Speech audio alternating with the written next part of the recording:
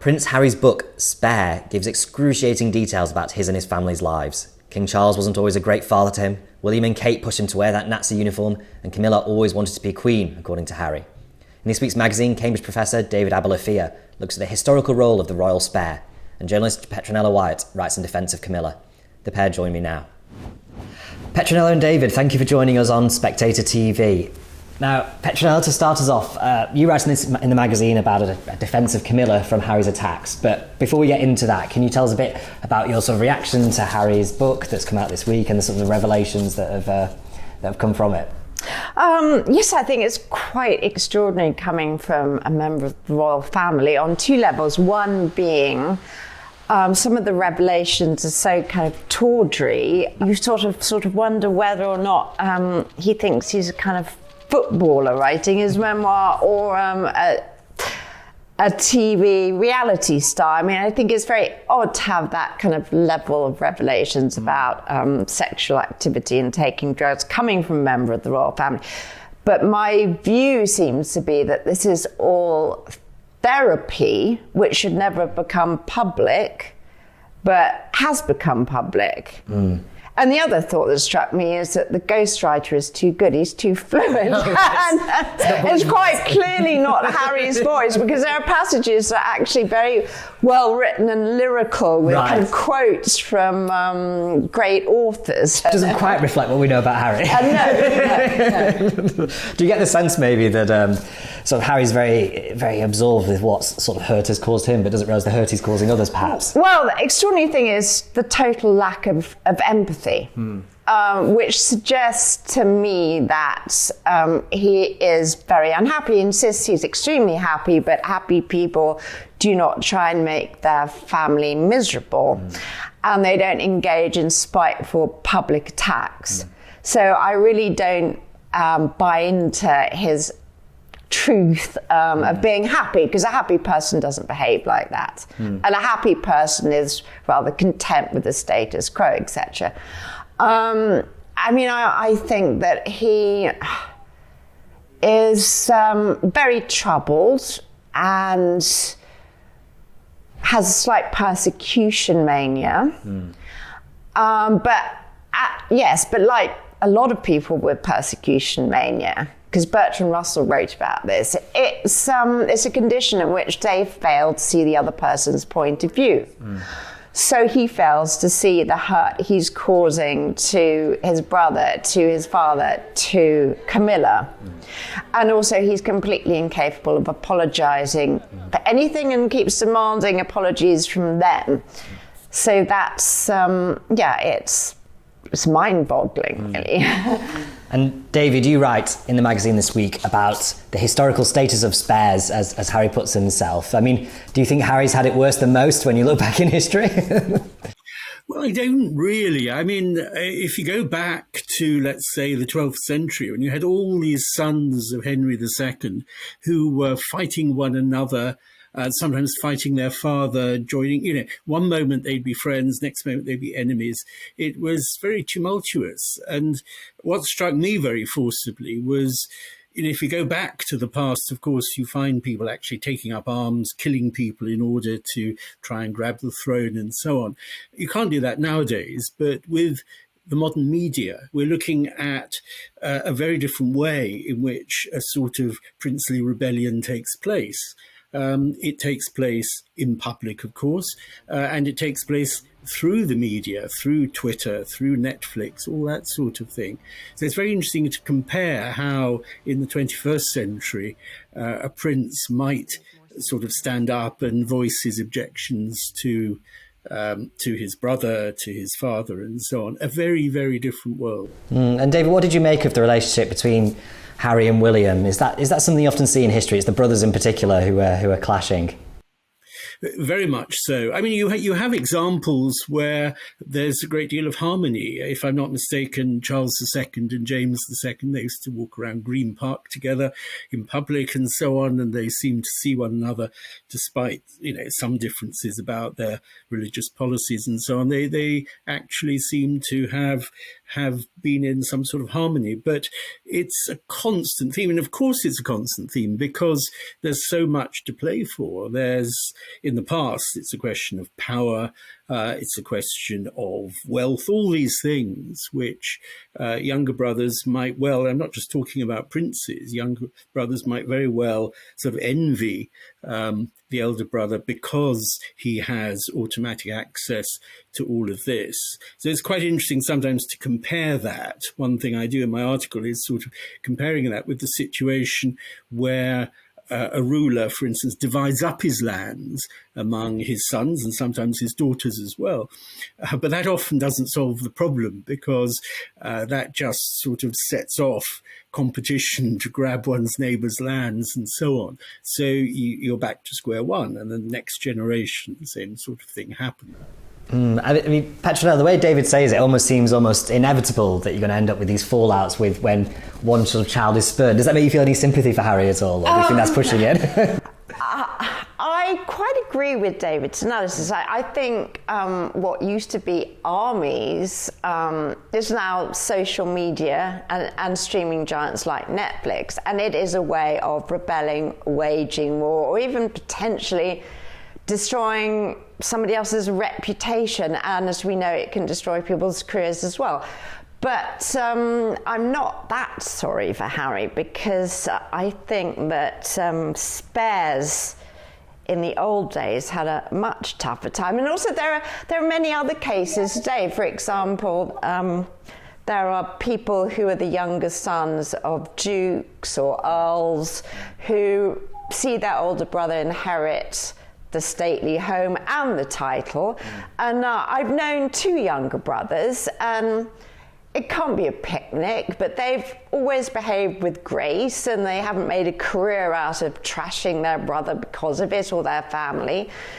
And I also think that in Harry's case, in some ways, it was better to be the spare because I wouldn't want to be William, the future king, for anything in this world. I think Harry had the advantages of having the titles, the privileges, without the responsibility and that terrible burden. Yeah.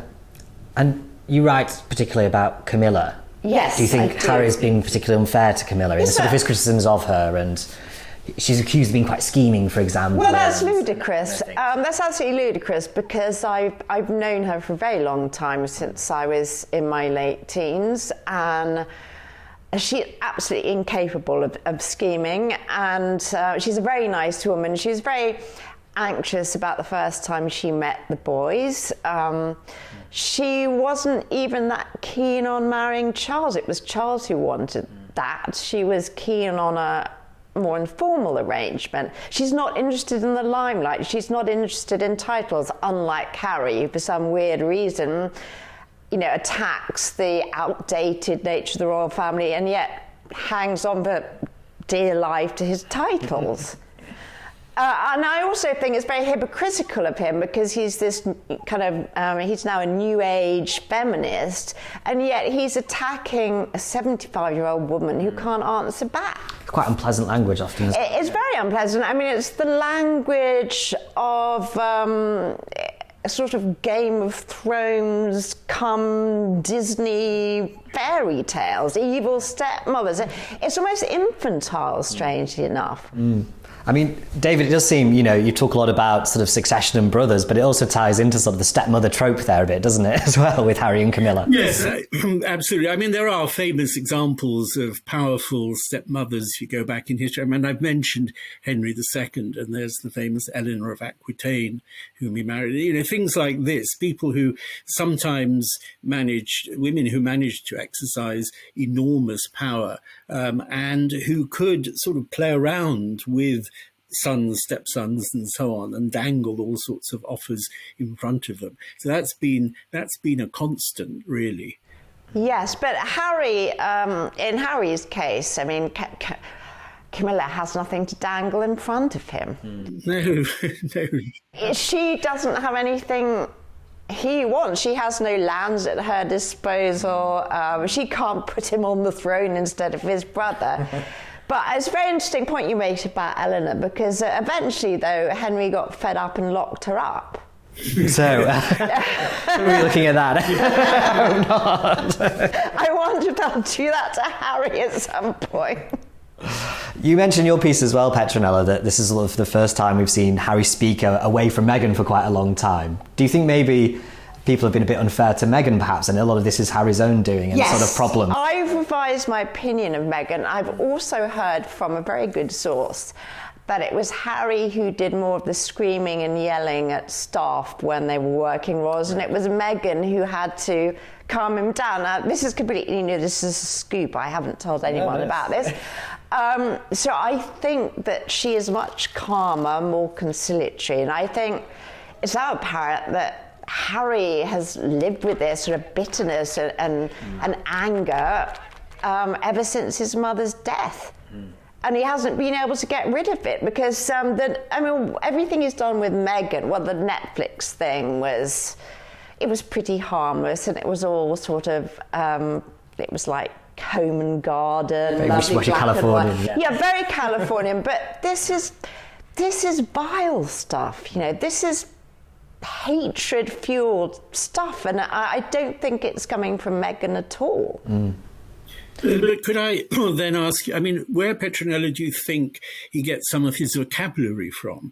Because he's been talking in these interviews about unconscious bias. And it does seem to me that some of the language, how could I put this politely, is a little beyond his normal sort of... Yes, I think a lot of his new language definitely comes from Meghan. The rest comes from the ghostwriter. But yes, he would never have heard of unconscious bias. He was basically a kind of upper class oik, and a pretty sexist one. And I think Meghan has, she's got him to buy into the whole California stuff and the therapy stuff and whatever.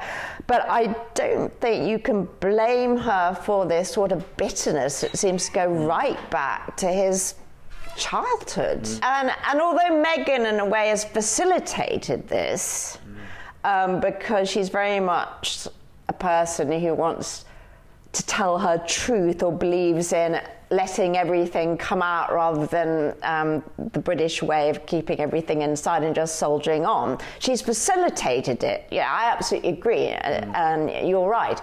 But I don't think she's created this, little monster that now emerges.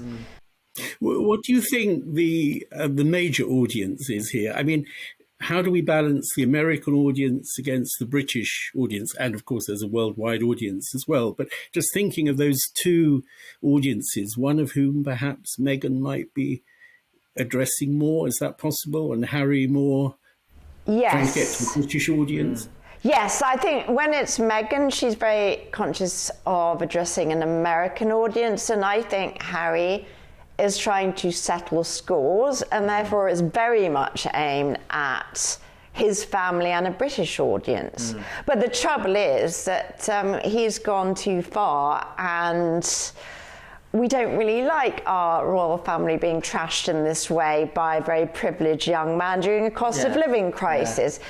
And I think he has gone too far, and even with the Americans, because I think the American media are now making total fools out of him. Yeah, I was going to come back to that. To David, your excellent point about these being sort of the modern weapons of war, these sort of social media and press attacks. Do you think they're backfiring as well now on the couple?